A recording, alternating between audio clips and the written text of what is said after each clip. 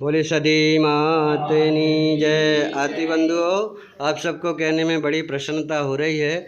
कुलदेवी सदी मात के आशीर्वाद से हमने अहमदाबाद में हमारे आदरणीय आचार्य जी के घर पर होमात्मक रुद्राभिषेक किया, जिसे हम गायत्री होमात्मक रुद्राभिषेक बोलते हैं।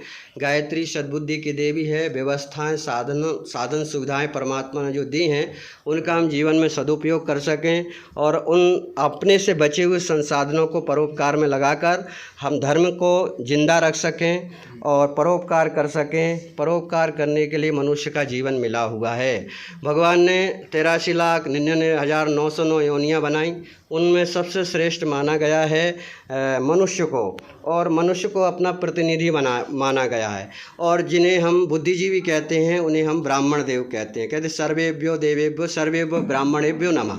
चाहे वो कोई भी हो, जो श्रेष्ठ काम कर रहे हैं वो ब्राह्मण वर्ग में आ जाते हैं। जैसे जो मेडिसिन का काम करते हैं वो सब डॉक्टर के वर्ग में आ जाते हैं, जो न्याय का काम करते हैं वो वकील के उसमें आ जाते हैं, जो निर्माण का कार्य करते हैं वो इंजीनियर में आ जाते हैं, और श्रेष्ठ कार्य करने वाले सभी ब्राह्मण वर्ग में आ जाते हैं।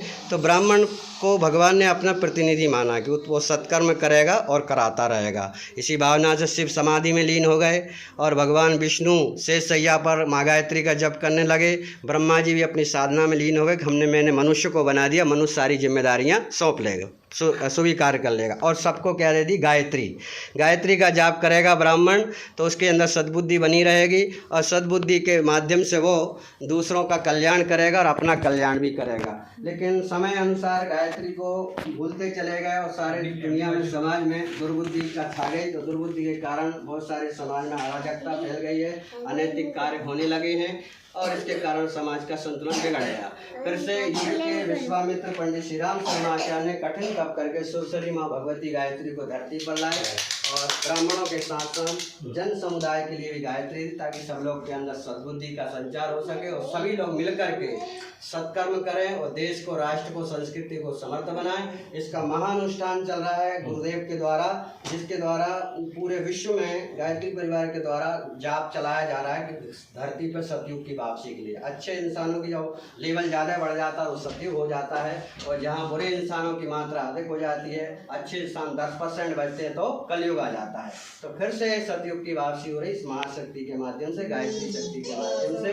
घर घर में गायत्री जपें, गायत्री करें, बच्चों को भी कराएं, क्योंकि अब कोई दोष नहीं है। जब कोई महापुरुष कीर्तित होता है उसको खोल देता है फिर कोई दोष नहीं होता है। कभी रावण की सत्ता को हताहत करने के लिए, मिटाने के लिए बला अतिबला के रूप में विश्वामित्र ने साधना करके गायत्री को खोला था।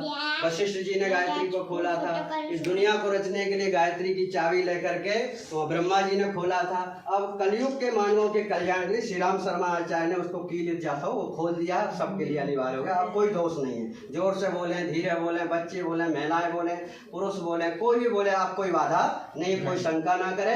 गायत्री अब कल्याण करने के लिए आई, सतयुग की वापसी के लिए आई। बोले गायत्री, गायत्री मात की जय।